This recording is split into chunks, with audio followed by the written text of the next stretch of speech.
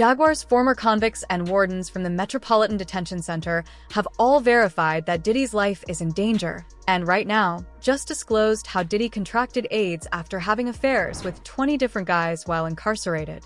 There are also allegations that Diddy is sobbing and screaming to be released. Could have that opportunity just like everybody else. I mean, he actually caught HIV, like having like a lot of women. Oh yeah, let's just go down the rabbit hole of all of his sins. I'm just saying. You want to know what's wild about that though? He faced that head up. He did. And he didn't stop. And he didn't stop doing what he's done. He an advocate. Now he did that. And period. Listen to me. He faced that head up. How many dudes is running around undetectable? G? Come on. In the game. Man. Because I could tell you 20 right now that I could rattle off names, and wouldn't nobody be able to sue me. Wait, please name them, because we need to I'm not doing Wait a minute. Those are things that I'll be discussing on the Jaguar Right Show from here on out. Shout out Jaguar Right Show. But yeah, no, we need... And rampant violence. How bad is it inside this federal lockup?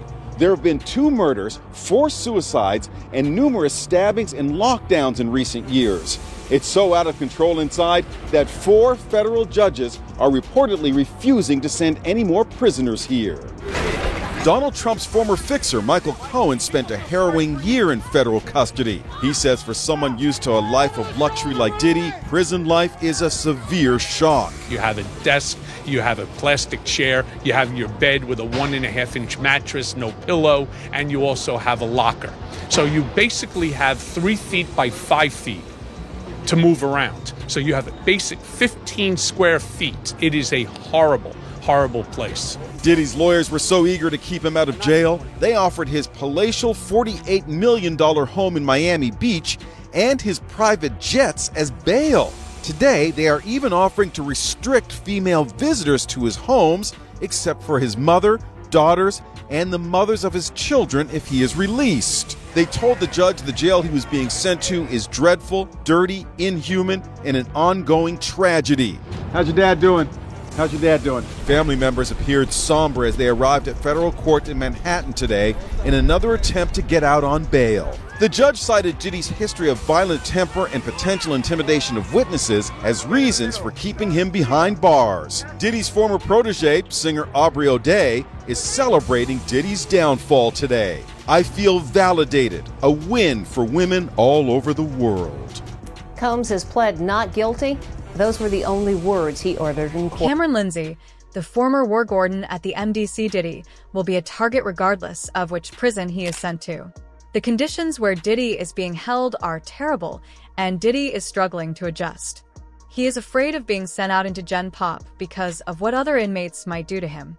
Even the warden has stated that Diddy is most likely going to be a target because inmates who want to establish themselves and gain some street cred are the ones who are most likely to follow Diddy. The only famous inmate to be housed there, we had Sam Bankman-Fried there, R. Kelly, Ghislaine Maxwell, they were all inmates there.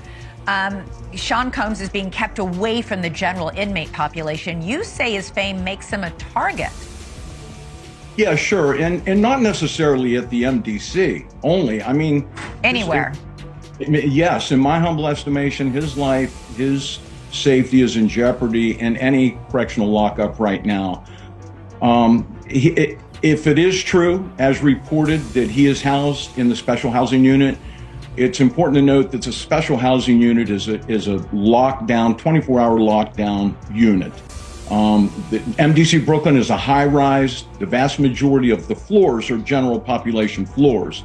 But the special housing unit is a 24-hour lockdown facility. So this is for Mr. Combs' protection.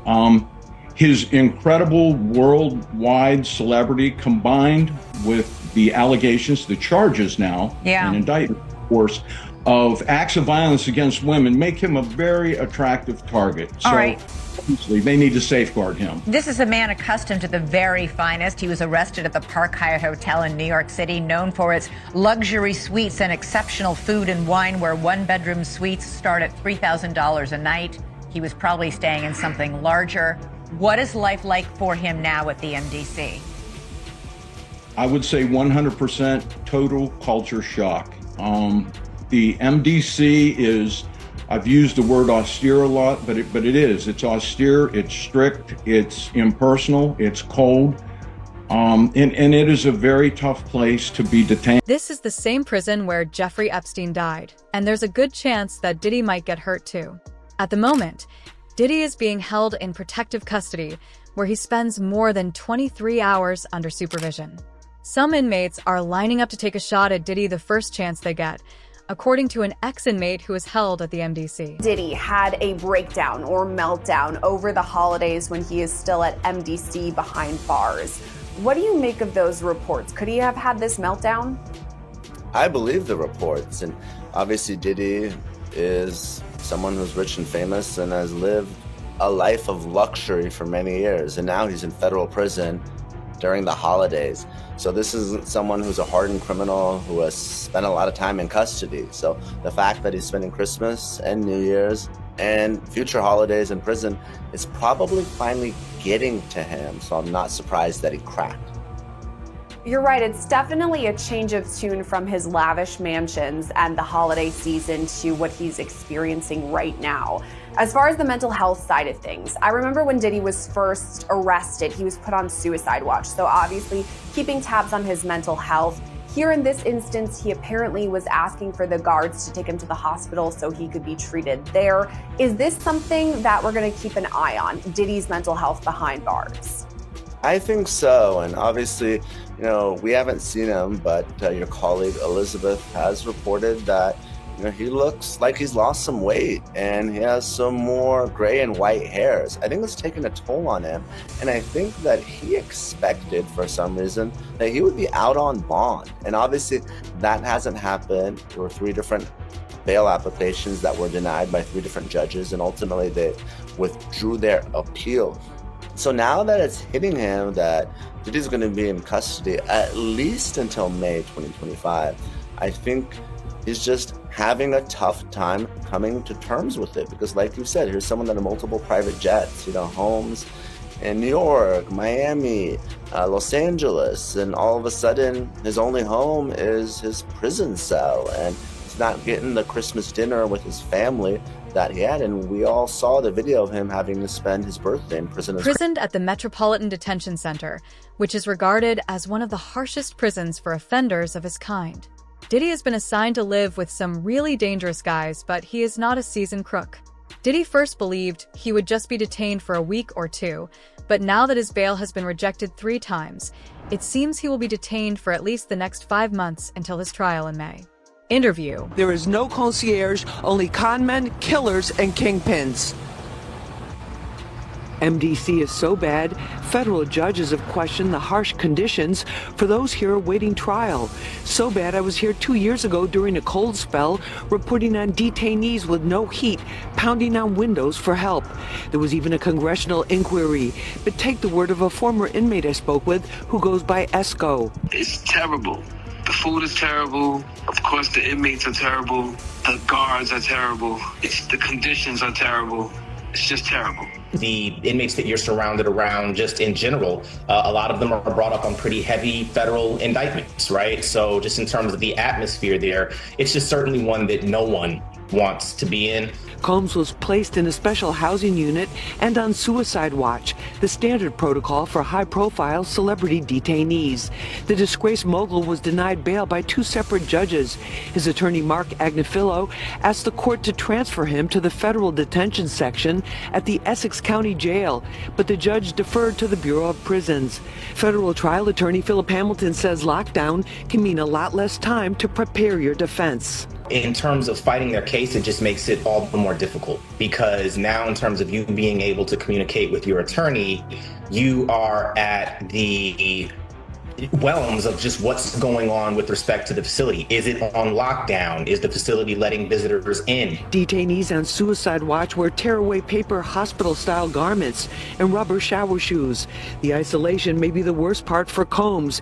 It's being done for his protection in the violence-prone facility. He will have no bunkie. He's probably not going to have any contact with any other inmates. So for him, it's going to be a little different than for a person like me, where I will go in, I will go through process and intake, and then they'll assign me a cell, and I'll have a bunkie or a cellmate. And outbeing population. For him to be able to get out at this point, it just doesn't look good. So breaking news right now, Larry, I am just getting word.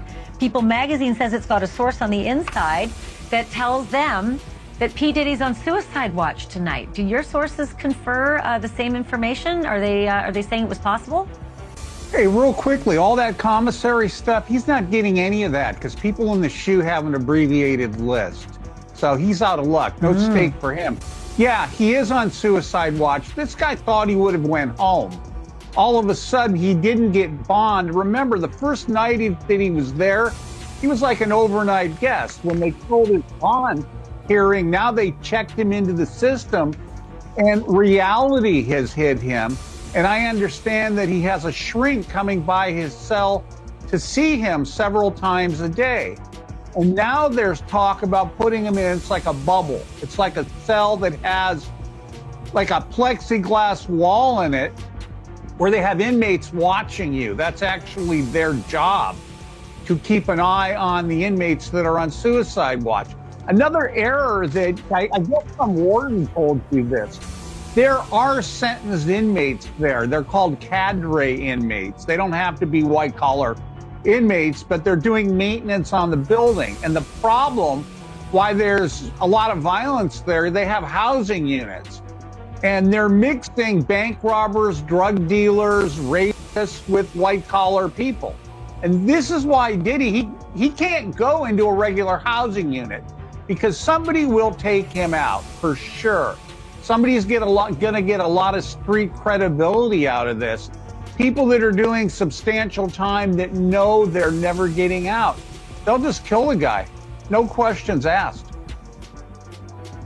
You think that they'd suck up to him because he's got a lot of money, and if he ever does get the commissary options, he would be able to help them. Some people do. Because I got to wrap it real quick. Okay, some people do think that Diddy can help him, but this guy's going to be locked up forever. His case will probably take at least 3 years to litigate. He'll stay at MDC. There's rumors that he wants to go to Essex County Jail in New Jersey because he doesn't like MDC. He's a Marshals inmate. There's no way they're going to transfer him back and forth, I don't know, several times a week, 6 Marshals to do it. He's out of luck. Listen, I'm going to have you back. I'm going to have you back. I have so many more questions for you, but we've had a lot of... Why is that not a fair outcome? What he did here is on a magnitude of unlike anybody else you could imagine. A week after these public searches were televised, he gave us his passport. His children gave us his passport. He then paid off the mortgage entirely on his Miami home, $18 million. It's instructive that he's going to have a bail package ready so that if he was arrested, he would have something ready so that he could get out the next day and show the judge he's taking this very seriously, which he is, which is why 12 days ago, Chris, when we thought there's an indictment that may be coming, he flew to New York the very next day. And that's an extraordinary move for a defendant who's been under investigation that he's been aware of for at least 6 months. He has done everything somebody under investigation can do. I can't think of anything else that he could have done. He's fighting, he's innocent.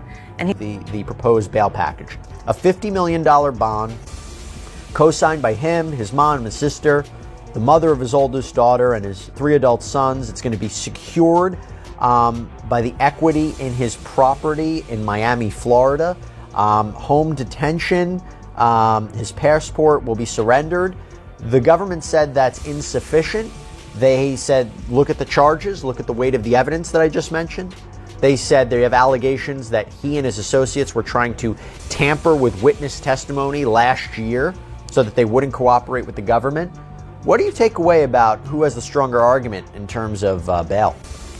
Well, I think his counsel has done the best they possibly can. I think bringing him there voluntarily is very smart, starts them out on the right foot. But I think the last thing that you just mentioned, the interfering with witnesses. That's the allegation, yeah. Yeah, if that's true, or I should say, if there's real indicia that happened, I think that might tip the scales in favor of not letting him out pending trial, because I think, and you know this, I think judges take an extraordinarily dim view of that. and that might be the factor that tips the scale against. There's really no deal that the U.S. Attorney's Office can offer, and it's certainly not one that Diddy will accept. It would involve decades in federal prison. We're talking about mandatory minimum sentences of 10 years for both the drug charges and the sex trafficking. So we know that Diddy has fought charges before. There were state charges, there were gun-related, the nightclub shooting with J-Lo, but he's going to dig in his heels, and this case is going to trial. So if you're prosecutors, you really want to make sure that your evidence is bulletproof before you go. When we reviewed these videos, it is now abundantly clear that they confirm Mr. Combs' innocence and that their full exculpatory value cannot be investigated and used unless they are electronically produced. The 9 videos at issue are the so-called freak-off tapes with victim 1 that the government has repeatedly referenced, causing wild speculation in the media. Contrary to what the government has led this court and the public to believe, the so-called freak-offs were private sexual activity between fully consenting adults in a long-term relationship. Like many Americans in the privacy of their own bedrooms, they sometimes film their sexual activity. These videos unambiguously show that the person alleged in the indictment to be victim 1 not only consented, but thoroughly enjoyed herself. And we believe, by the way, victim 1 to be Cassandra Ventura. This is Diddy's ex, who first filed that initial sexual assault lawsuit against Combs back in 2023. She was in that infamous surveillance footage that was published by CNN of an incident that happened in a hotel hallway where Combs is beating Ventura just while wearing a towel. It's a very disturbing video. He argues the videos don't show any orgies or celebrities or violence or coercion or threats or manipulation or evidence of anyone being under the influence of drugs, that this is not sex trafficking. Quote, the premise that freak-offs are inherently dangerous shows that the government seeks to police non-conforming sexual activity and that it assumes, despite all evidence to the contrary, that a woman's willing participation must have been coerced. That's interesting because that's something we've long suspected, that the defense is not going to shy away from the term freak-offs. They might accept, yeah, Combs called these freak-offs, but this was entirely consensual. It was all on the up and up. It might be different to you and me, but there's nothing illegal going on here. Really, if the government is the government in the Southern District of New York, I can't imagine this is what they're hanging their hat on if it's what the defense describes. It's like one of those things that when you have a weakness in a case, the government has to decide how they're going to use that. My guess is they're going to use it to show that there were sex workers, that these sex workers were paid. I would imagine that they have the sex workers that are in the video to come in and describe what was going on or what happened before they went on tape, whether or not they had drugs or alcohol or anything else, whether or not Cassie had drugs or alcohol, whether or not there was a discussion between Sean Combs and Cassie before the tape started. So Right. I think that the tape is going to be one portion of it, but the testimony of either the sex workers that were in the video and or Cassie is going to kind of tie it together. Interesting too, because this time around, you know, Diddy was brought in first. He was brought in about a couple minutes after 2 p.m. today, and we were all kind of waiting to see. We had heard mumblings that his mom might be in courtroom, that we were waiting for the children, but then nothing happened. But then, in another twist and turn, the children do walk in, but this time it was a lot smaller bunch than it was the last time. So last time you're having all of Diddy's children, except with the exception of Love, who is just a 2-year-old child. So she wasn't at court, but you had all of Diddy's children there except Love. But this time around, you just had Justin Combs and Christian Combs, meaning that there was no Quincy there today. Delilah and Jesse weren't there. Chance wasn't there. And the caretakers of his younger children who aren't of age just yet, they were not present inside the courtroom as well today. But his mom also wasn't in court today. So when Diddy came inside, you know, it was still that standard issued MDC jumpsuit. He's wearing khaki. You know, from that video of, I think that was obtained by Daily Mail back in September, of Diddy playing hacky sack in Central Park, to now he appeared just astonishingly thinner, which you can expect to be inside a federal detention center for a couple months now. A lot different from the luxury lifestyle that he was living before, but he appeared very noticeably thinner, and maybe being locked up in detention is... According to a report from the Daily Mail, that's why Diddy had a breakdown. A person close to him apparently said, quote, spending the holidays behind bars was a nightmare for him. If we're to believe all this, Diddy had a meltdown in his cell and begged the guards to take him to the hospital for observation, but they refused. This same friend or person told the Daily Mail, quote, he eventually managed to calm himself down with the meditation technique he's been using while he's been behind bars. It took him a few hours of deep breathing and focusing to get out of the bad space he was in, but he finally managed it. This isn't the first time Diddy's mental health has come into question while he's been at MDC. When he first arrived, he was on suicide watch, which the U.S. Department of Justice National Institute of Corrections describes as supervisory precautions taken for suicidal inmates that require frequent observation. Diddy's suicide watch was only temporary, though. He was housed in a special protective unit of the jail after that for the first few weeks of his stay. But Diddy right now is in Gen Pop, meaning general population, the place where majority of the inmates stay. And that's where he apparently had this meltdown over the holidays. Yeah, that makes sense. But you knowing Diddy personally, do you think it's possible he might take his life?